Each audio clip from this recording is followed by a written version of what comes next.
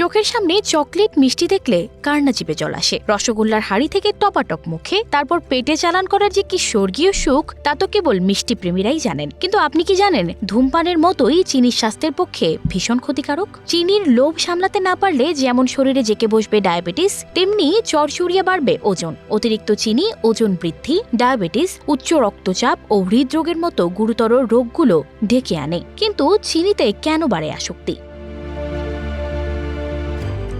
চিনি তৈরির পদ্ধতি তখন ছিল অজানা, বরং আখের গুড়, মধু এসবই ব্যবহার করা হতো। আর ছিল পায়েস, তাও হতো গুড় দিয়েই। গুড় বা চিনি অনেক ধাপে ধাপে ভেঙে তবে রক্তের সঙ্গে মিশত। কিন্তু চিনি সরাসরি রক্তে মিশে মস্তিষ্কে গিয়ে পৌঁছায়। সেই সঙ্গে তৈরি হয় হাই ফ্রুক্টোজ, যেগুলো নেশা উদ্রেককারী, আর তা স্বাদ গ্রন্থিকে পুরোপুরি তৃপ্ত হওয়ার সিগন্যাল দিতে পারে না। ফলে একসঙ্গে বেশি মিষ্টি খাওয়া হয়ে যায়। অতিরিক্ত চিনি স্থূলতা, ডায়াবেটিস, উচ্চ রক্তচাপ এবং হৃদরোগের মতো গুরুতর রোগকেও আমন্ত্রণ জানাতে পারে। স্বাস্থ্য বিশেষজ্ঞরা টানা 14 দিনে চিনি না খাওয়ার পরামর্শ দিয়েছেন।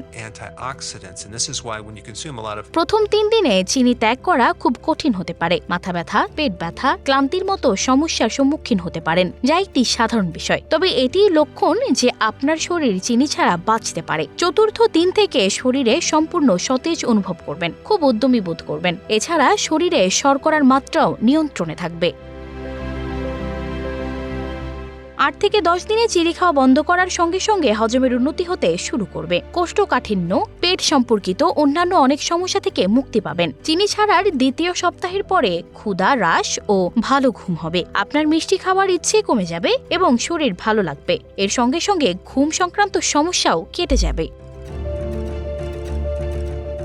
চিনি স্থূলতা এবং ডায়াবেটিসের ঝুঁকি বাড়ায়। খাদ্য তালিকা থেকে চিনি বাদ দিলে টাইপ 2 ডায়াবেটিসের ঝুঁকি কমবে। আপনি যদি 14 দিন চিনি না খান, তবে রক্তে শর্করার মাত্রা নিয়ন্ত্রণে থাকবে। সুন্দর ত্বকের বাধা চিনি বাদ দেওয়ার ফলে ব্রণ ও একজিমা কমতে শুরু করবে। হুট করেই মুড সুইং হবে না। আপনার মেজাজ এবং মন ভালো থাকবে। আরও মনোযোগ দিয়ে কাজ করতে পারবেন। সেই সঙ্গে স্মৃতিশক্তিরও উন্নত হবে।